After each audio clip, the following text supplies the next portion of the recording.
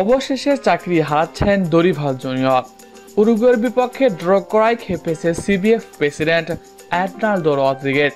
তাই এই নিয়ে বিস্তারিত জানতে হলে ভিডিওটি না টেনে শেষ পর্যন্ত দেখতে থাকুন।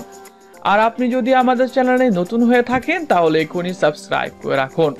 আর ইতিমধ্যে সাবস্ক্রাইব করে থাকলে আপনাকে অসংখ্য ধন্যবাদ। চীনের দুঃখ হুয়াংহো নদী আর ব্রাজিলের দুঃখ দরিভাল জুনিয়র। ঠিক এমন ভাবে বললেও ভুল হবে না। তিতের সাজানো গোছানো দলকে একদম শেষ করে দিয়েছে দরিভাল জুনিয়র। বিশ্বকাপ ব্যর্থতার পরেই কোচ তিতেকে স্যাক করে ব্রাজিল। এরপর দলের দায়িত্ব নেন দরিভাল জুনিয়র। আর এখানেই শেষ ব্রাজিল। এরপর থেকে হতাশ করেই চলেছে সেলেসাওরা। একের পর এক ম্যাচ হারা বিশ্বকাপে বাছাইয়ে ঢুকতে থাকা এখন নিয়মিত ঘটনা ব্রাজিল দলের। আজ সকালে উরুগুয়ের সাথে 1-1 গোল ড্র করার ফলে পয়েন্ট টেবিলে 5 নম্বরে নেমে গেছে ব্রাজিল। তবে সবাই ধারণা করেছিল হয়তোবা এই ড্রর ফলে চাকরি টিকে থাকবে দরিভালের, কিন্তু না, এবার চটেছে সিবিএফ প্রেসিডেন্ট এডনাল্ডো রদ্রিগেজ। এই নিয়ে ব্রাজিল ফুটবলের প্রেসিডেন্ট বলেন, আমাদের ফুটবল ইতিহাসে এমন হয়নি, এত বাজে সময় পার করছি আমরা। তবে এখন সময় এসেছে এটা নিয়ে ভাবার। দরিভালকে অনেক সময় দেওয়া হয়েছে দলকে গুছিয়ে নেওয়ার জন্য।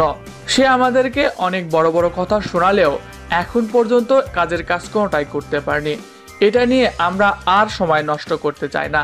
এবার দরিভালের সঙ্গে আলোচনায় বসতে যাচ্ছি। এরপরে বড় একটা সিদ্ধান্ত আসতে চলেছে দরিভালকে নিয়ে। বলা বাহুল্য যে দরিভাল ব্রাজিলের দায়িত্ব নেওয়ার পর থেকেই ব্রাজিলের বেহাল দশা। নিজের ইচ্ছে মতো খেলোয়াড়দের দলে নিয়েছেন, অন্যদিকে দলের সিনিয়র খেলোয়াড়দের বাদ দিয়েছেন। এছাড়াও নেইমারের সাথে দ্বন্দ্ব, এটা পুরনো গল্প হয়ে গেছে।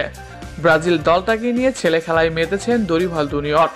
দিনের পর দিন ভক্তদের আশা দিয়েছেন, কিন্তু কোনো কাজের কাজ দেখাতে পারেনি।